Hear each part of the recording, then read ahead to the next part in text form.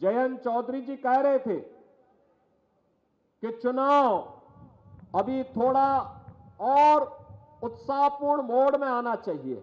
वैसे यहां 26 अप्रैल को है, लेकिन मेरा यह मानना है कि बागपत का मतलब आज से चुनाव की गर्मी प्रारंभ हो जाएगी। ये बागपत है, इसके लिए तो महाभारत हुआ था, आप जान रहे हैं ना। भगवान हस्तिनापुर आए हैं और पांडवों का संदेशा लेकर आए हैं। आपने पंक्तियां भी सुनी होंगी जब भगवान ने हस्तिनापुर में कहा था कि देना हो तो आधा दो, लेकिन अगर इसमें भी कोई बाधा हो दे दो केवल 5 ग्राम, रखो अपनी धरती तमाम। उन 5 गांवों में बागपत भी एक था। आज से 5000 वर्ष पहले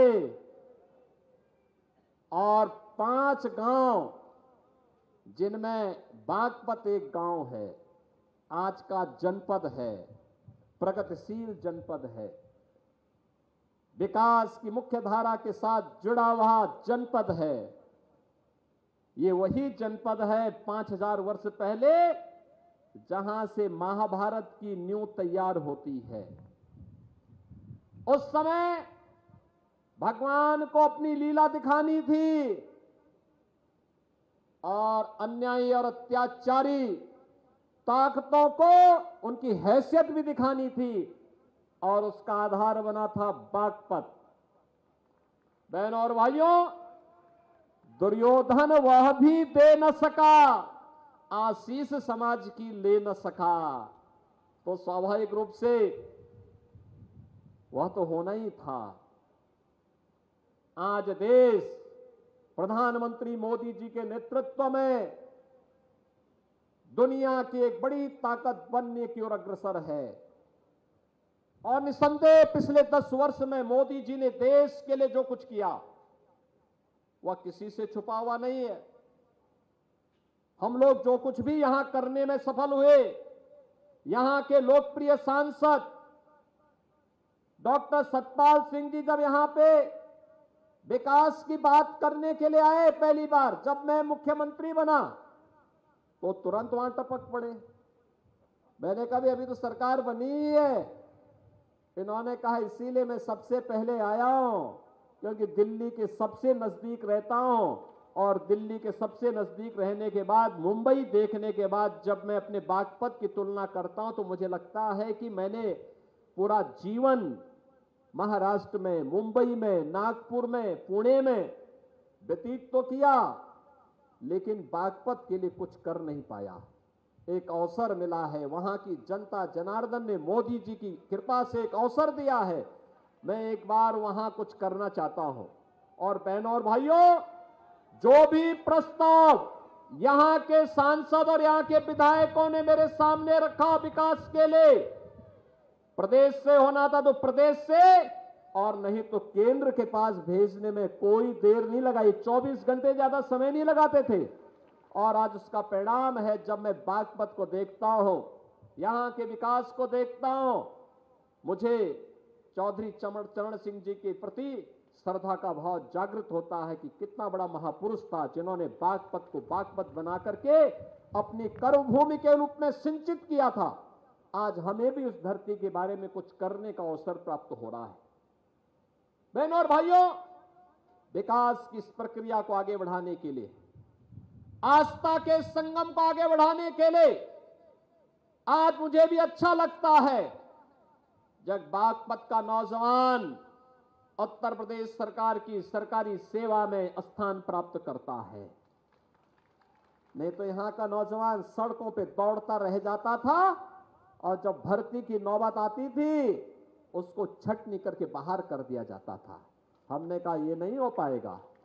मैं तो देख के बहुत था, जब मैं यहां बागपत में आया था 18 में, एक ही गांव के 27 नौजवान भर्ती हुए थे। 27 नौजवान पुलिस की, उत्तर प्रदेश पुलिस की भर्ती में। ये चीजें दिखाती है कि जब ईमानदारी से कोई कार्य करो तो उसके परिणाम भी उसी प्रभावी ढंग से हम सबको देखने को मिलेंगे।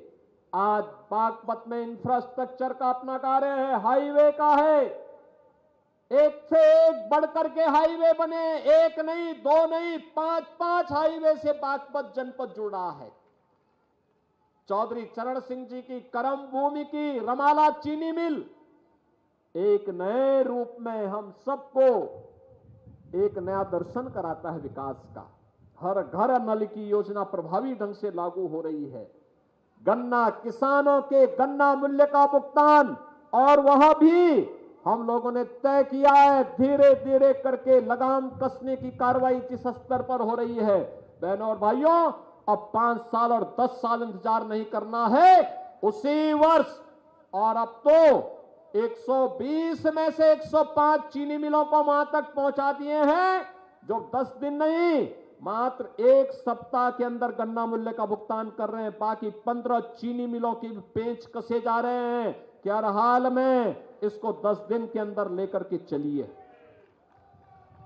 बहनों और भाइयों, बिना विकास के हम वर्तमान को और भावी पीढ़ी को उज्जवल भविष्य नहीं दे सकते, और इसके लिए आवश्यक है कि राष्ट्रीय लोक दल का नल हो और भारतीय जनता पार्टी का कमल हो। मोदी जी ने 10 वर्ष में देश की कायाकल्प कर दी। एक नए भारत का दर्शन हो रहा है। भारत का दुनिया में सम्मान बढ़ा है। आज दुनिया के अंदर कोई भारतीय जाता है, मोदी जी जाते हैं, मोदी जी का तो सम्मान होता ही है, लेकिन कोई भी भारतीय दुनिया के अंदर जाएगा, बड़े सम्मान के साथ लोग उसके प्रति कहते हैं, क्या आप भारत से आए हैं? अब भारतीयों के प्रति लोगों के मन में सम्मान का भाव बढ़ा है। सीमाएं सुरक्षित हुई हैं, नक्सलवाद समाप्त हुआ है, देश के अंदर आतंकवाद और नक्सलवाद समाप्त हुआ है, अराजकता समाप्त हुई है, गुंडागिर्दी समाप्त हुई है, बहन और बेटी सुरक्षित हुई है, व्यापारी सुरक्षित हुआ है, और व्यापार तेजी के साथ आगे बढ़ा है। निवेश का एक नया माहौल बना है, और निवेश के इस माहौल को तेजी के साथ आगे बढ़ाने के लिए आज हम सब आपके पास आए हैं कि भारतीय जनता पार्टी और लोक दल ने मिलकर के एक योग्य प्रत्याशी आपके बीच में दिया है, डॉक्टर राजकुमार सांगवान के रूप में।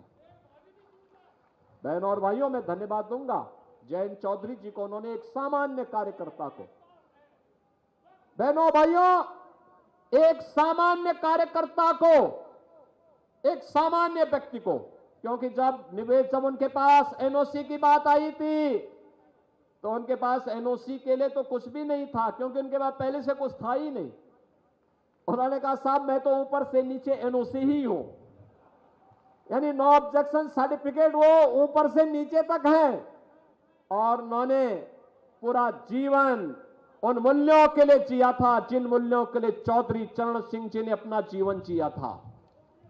और बहनों और भाइयों, आज उसी के लिए मैं आपसे आह्वान करने के लिए आया हूं। पूरे देश के अंदर जो आवाज बनी हुई है, कोई सोचता था कि ये कार्य होंगे, कोई सोचता था, कोई नहीं सोचता था, लेकिन आज जो कार्य हुआ है, और इसीलिए मैं बागपत वासियों से कहूंगा, चुनाव की गर्मी पैदा कर दीजिए एक बार फिर से पश्चिमी उत्तर प्रदेश से, और तय कर दीजिए फिर एक बार मोदी सरकार, फिर एक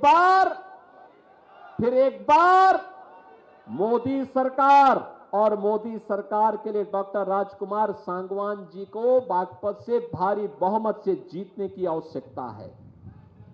सहमत हैं? सभी लोग सहमत हैं? सभी लोग सहमत हैं? चुनाव जिता करके भेजेंगे, घर घर जाएंगे। चुनाव के दौरान ये उम्मीद करना कि प्रत्याशी घर घर जाए, कठिन होगा, गांव गांव जाए, ये भी कठिन होगा, क्योंकि 5 बड़ी बड़ी विधानसभाएं हैं, और यह 3 जनपदों में फैला हुआ है। मेरठ भी है, हापुड़ भी है, और बागपत भी है। तो 3 जनपदों में फैला हुआ लोकसभा है, तो इसलिए प्रत्याशी घर घर नहीं जा पाएगा। आपको ही कार्यकर्ता प्रत्याशी के रूप में मोदी जी का प्रतिनिधि बन करके और राजकुमार सांगवान बन करके घर घर जाना होगा। सहमत हैं? सभी लोग सहमत हैं? जाएंगे? भारतीय जनता पार्टी और लोकदल के कार्यकर्ता परस्पर समन्वय बना करके एक एक बूथ पर मोदी जी को जिताने के संकल्प के साथ आगे बढ़ेंगे।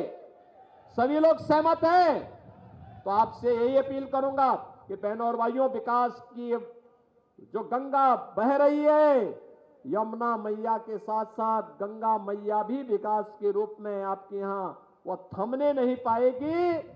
और विकास की इस प्रक्रिया को आगे बढ़ाने के लिए, और जिस प्रक्रिया को मोदी जी ने, केंद्र की सरकार ने, राज्य की सरकार ने आगे बढ़ाया है, जिसे स्थानीय स्तर पर सांसद जी ने, विधायकों ने आगे बढ़ाया है, उसी क्रम को आगे बढ़ाने के लिए आज मैं डॉक्टर राजकुमार सांगवान के समर्थन में आपसे अपील करने के लिए आया हूं।